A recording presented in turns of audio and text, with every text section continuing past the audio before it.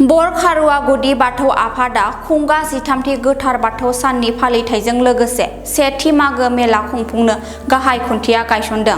बाक्सा जिल्लानि बेन्दोंआव थानाय बरमा हालामनि बर खारुवा गेलेग्रा फोथाराव बोहैथि 25 जानुवारिनिफ्राय 31 जानुवारिसिम 7 साननि मेहेरगोनां हाबाफारिजों खुंजानो गोनां बर खारुवा गुदि बाथौ आफादनि खुंगा 13थि गोथार बाथौ सान फालिथायजों लोगोसे खुंगा सेथि मागो मेलनि गाहाय खुन्थियाखौ दिनै गायसननाय जायो।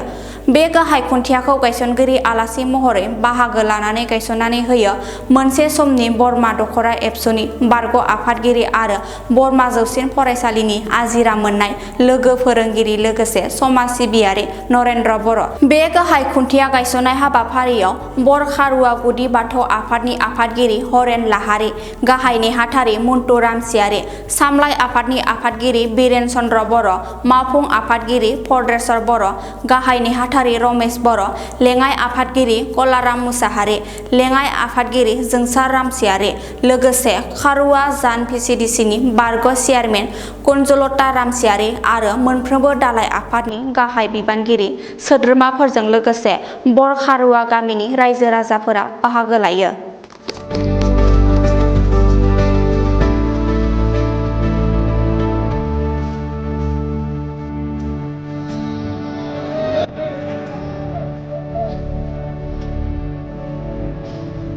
दिनै जोङो फैबाय थानाय जि मागो दाननि नैथि मंगलबार गोथार बाथौ सान, बे बाथौ सानजों सोमोन्दो लाखिनानै जोंनि बर खारुवा गुदि बाथौ आफादनि जिथु 13थि गोथार बाथौ सान लोगोसे गिबि मागो मेला, बे मागो मेलानि थाखाय दिनै जोङो गाहाय खुन्थिया, बे गाहाय खुन्थियाखौ दिनै गायसननाय जादों। बेवहाय गाहाय खुन्थिया गायसनगिरि हिसाबै जोंहा मोनसे समनि बरमा दखरा एबसुनि बारग' आफादगिरि लोगोसे बारग' फोरोंगिरि आरो समाज सिबियारि मानव गेदेर नरेन्द्र बर' सार, बिथांखौ जोङो आलासि महरै जोङो लिंनानै लाबोदोंमोन। बिथाङा दिनै मोजाङै मोजां दिनैनि जिथु जोंनि फैबाय थानाय जिथु हाबाफारि, बे हाबाफारिनि जिथु गाहाय खुन्थिया, बे खुन्थियाखौ दिनै जोङो गायसनजेननाय जाबाय। बेखौ जोङो ओरैनो 7 दिनिया हाबाफारि लानानै जोङो खुंनाय जादों। 7 साननि थाखाय, 7 साननि थाखाय जोङो बायदि हाबाफारि, बे 7 सानाव जोंहा बायदि हाबाफारिफोर जोङो लानाय जादों। बे 7 साननि थाखाय जोङो बेखौ खुंनो थाखाय आखायाव लानाय जादों। दा बेवहाय जोङो बे 7 दिनिया जिथु हाबाफारि, बे हाबाफारियाव जोङो गुबुन गुबुन जों हाबाफारिफोर लानाय जादों। जेरै सोलोंथाइ बिथिं बा धोरोमारि बिथिं आरो हारिमु बिथिं आरो थुनलाइयारि बिथिं, बिदि मोनफ्रोमबो बिथिङाव नोजोर बोनानै जोङो बे धोरोमारि मोनसे हाबाफारिब्लाबो जोङो गुबुन गुबुन बिथिंखौबो जोङो नोजोर बोनानै बायदि जोङो हाबाफारि लादों। जेरै हारिमु आयदायाव जोंहा थाहैगोन बिथिं हारिमु मोनाबिलियाथ' जोंहा थाखागोन। बेजों लोगोसे जोंहा बाथौ आर'ज हानजा बादायलायनाय, लोगोसेनो बिथिं जोंहा गोदान मेथाइ मोसानाय बादायलायनाय, लोगोसेनो हाबा जानाय सुबुंनि बैसागो जावजा बादायलायनाय, बिदि हाबाफारिखौबो जों लानाय जादों। लोगोसे धोरोमारि बिथिङाव जोङो धोरोमारि मोनसे सावरायमेल, जोंहा साननै प्रग्राम जागोन सावरायमेला। 27 थारिखआव मोनसे सावरायमेल जागोन, लोगोसेनो 29 थारिखआव मोनसे सावरायमेल जागोन। बेनि थाखाय जोङो माखासे जोंनि गोनां जानाय जोंनि आलासिफोर, बिथांमोनखौ जोङो अलरेडि जोङो हांख्रायनाय जाखाबाय। दा लोगोसेनो सोलोंथाइ बिथिङावबो जोंहा बायदिसिना जोङो हाबाफारि बिदि लानाय जादों। जेरैबायदि जोंहा मेट्रिक आरो हायार सेकेन्डारि, लोगोसेनो गुबुन गुबुन बिथिङाव जायफोर फरायसाफोरा उथ्रिसार जानो हादों, बिथांमोनखौ जोङो बरायनाय हाबाफारि लादों। आरो लोगोसेनो गेलेनाय बिथिं, बे गेलेनाय बिथिंखौबो जोङो लाफानाय जादों। बे गेलेनाय बिथिङाव जोङो ओरैनो उन्दै उन्दै फरायसा फरायसुलिफोरनि जोङो बायदिसिना गेलेनाय बादायलायनाय बेखौ लानाय जादों। आरो लोगोसेनो 26 जानुवारि, बे 26 जानुवारियाव जोङो मुंख्लं दिजेन मसाहारि आरो रुंसारि हाजारि बर', बिथांमोननि गोसोखांथियाव गामियारि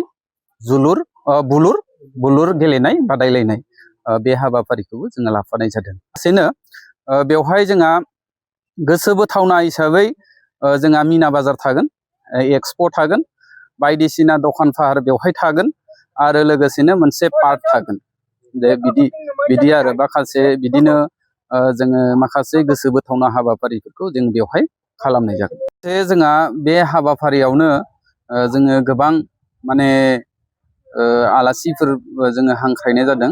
बे लेखायै जोंहा 27 जानुवारि जेरै गोथार बाथौ सान बे खालिबो जोंहा मोनसे धोरोमारि मोनसे सावरायमेल थागोन। बे सावरायमेलाव जोङो आलासि हिसाबै जोङो हांख्रायदों बेखेवगिरि आलासि हिसाबै फैगोन जोंहा मुस्रि महेश बसुमतारी माने सिनियर फाइनान्सियेल एडभाइजार बिटिसि बिथाङा बाहागो लागोन। लोगोसेनो गाहाय आलासि हिसाबै जोङो बाहागो लागोन मुस्रि भगिरथ रामसियारि गाहाय गोथारै मिरु दुलाराय बाथौ गौथुम आरो सामलाय बे हाबाफारि खालि बिथांमोना 27 तारिखनि हाबाफारि खालि बिथांमोना बाहागो लागोन। बे खालि मोनसे जोंहा सावरायमेल जागोन आरो लोगोसेनो 29 तारिखआवबो जोङो मोनसे सावरायमेल बेवहाय लानाय जादों।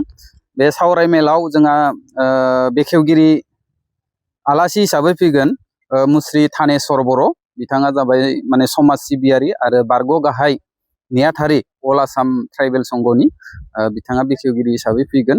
बे गाहाय आलासि हिसाबै फैगोन जोंहा